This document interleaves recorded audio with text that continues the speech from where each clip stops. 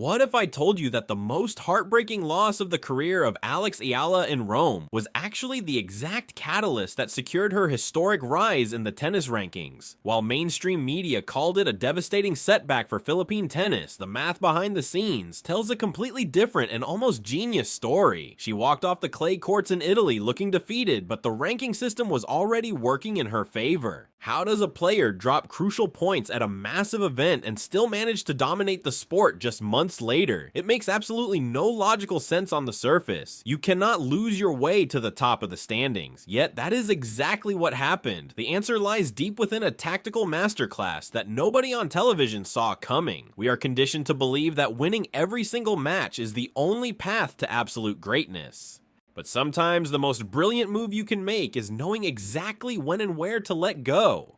By May of that year, Alex Eala was not just playing for herself anymore. She was carrying the weight of an entire nation on her shoulders. Every single time she swung her racket, millions of fans in the Philippines held their breath. But going into the Rome event, the psychological pressure was suddenly multiplied by a brutal mathematical reality. In the professional tennis ecosystem, you are only as good as the points you managed to defend from your previous season. The equation waiting for her in Italy was ruthlessly simple. Perform at your absolute best and secure a top seeding, or fail and plummet down the rankings into the grueling unseeded draws. The physical toll on her body was massive and undeniable. Transitioning to the heavy red clay adds an entirely new layer of intense physical strain. The rallies are significantly longer, and the constant lateral sliding completely destroys your legs. The unthinkable happened right in front of a stunned global audience. She hit a staggering number of unforced errors, and her first serve collapsed completely. She suffered a devastating loss that lasted barely over an hour. Watching a national hero struggle on the biggest stage is painful, and if you are feeling that exact same heartbreak right now, you should subscribe to this channel to see how she ultimately flipped the script.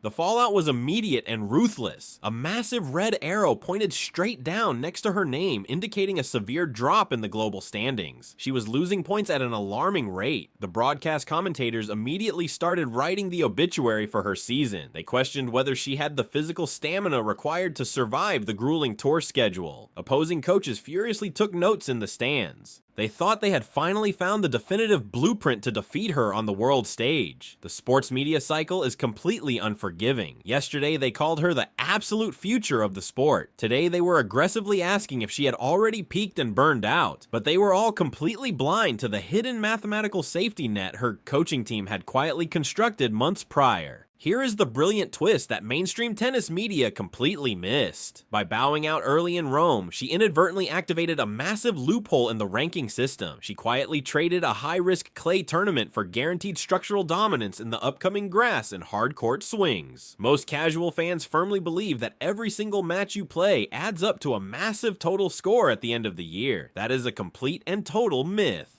The professional ranking system only counts your best tournament results over a specific period. The points she lost in Italy only truly mattered if she failed to replace them with better results later in the year. The heavy European clay is notoriously brutal on the joints and tendons of professional athletes. By losing early, she completely avoided the grueling physical destruction of a deep run in Rome.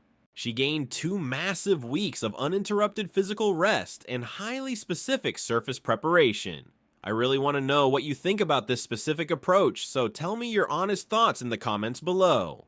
Let us look strictly at the numbers because the math does not lie. Over the next 45 days, she executed an unprecedented aggressive scheduling strategy. She entered specific events across the transition period that the completely exhausted elite players skipped entirely because their bodies were absolutely shattered. If she had somehow reached the brutal semifinals in Rome, she would have risked a catastrophic physical injury that could have sidelined her for 6 straight months.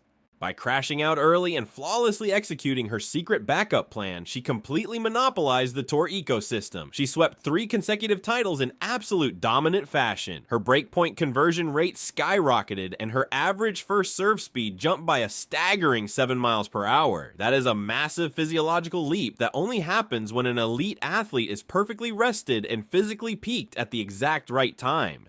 Very few people in the world know about the highly classified practice logs from her private training camp during that exact week, right after the Rome disaster. The secret logs reveal they spent 6 straight hours a day exclusively remodeling her footwork for the upcoming fast surfaces. They completely ignored the clay season while the clay season was still happening right in front of them. It was a flawless masterclass in absolute emotional detachment.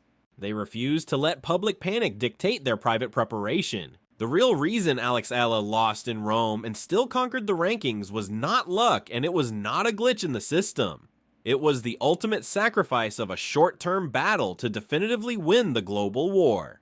She crossed the finish line of the year as a permanent fixture at the absolute pinnacle of the sport. She completely shattered the heavy regional ceiling that had held back Southeast Asian players for decades. If she can manipulate the ranking system this masterfully at this stage of her young career, what exactly is stopping her from holding the ultimate world #1 spot for the rest of the entire decade? Make sure you subscribe to the channel right now so we can uncover the exact answer to that massive question together in the very next strategic breakdown.